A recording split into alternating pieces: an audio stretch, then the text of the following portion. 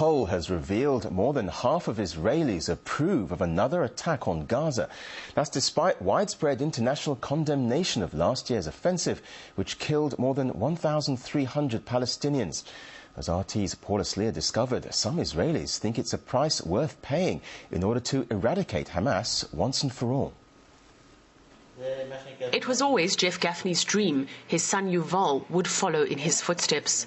The 67-year-old paratrooper has fought in the Israeli army most of his life. Last year, his son joined him on the Gaza battlefield. Neither one of them believes it was the last time. There isn't a kind of a magic ready-made to finish it.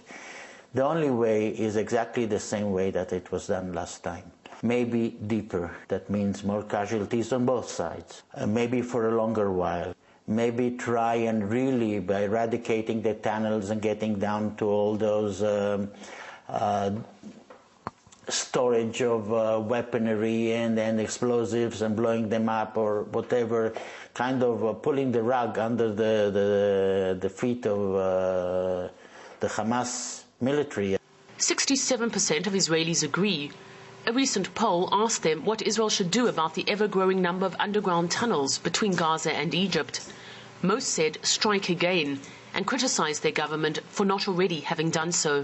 We have a policy in Israel right now of allowing Hamas to run their factories, smuggle in weapons, prepare devices which can reach Tel Aviv now and beyond, and continue and continue and continue in all of these efforts, advance on the learning curve both in terms of technology and in terms of operations with an army that's being trained by Iranians, right?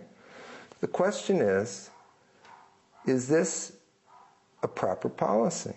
But for Palestinians, the tunnels provide a lifeline to the outside world. Because of the Israeli siege, the only way most Gazans can get supplies is through this elaborate underground network.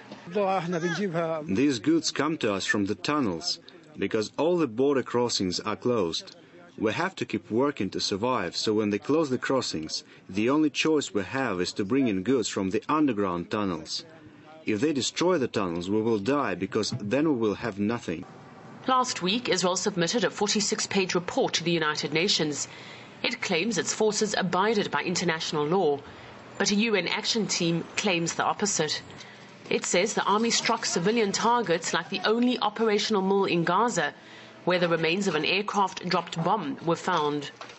Cole is a professional blogger who's dedicated his writings to calling for another Israeli attack into Gaza. I think that outside of Israel, a lot of people probably don't realize how much dissatisfaction there was with the end of last year's war.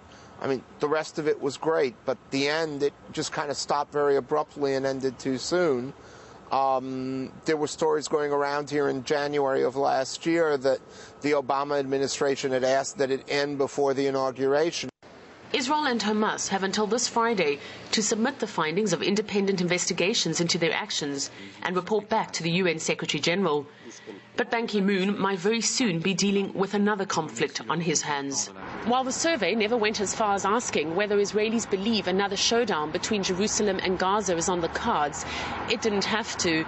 There's a growing feeling among many here that it's only a matter of time until the next war. Paula.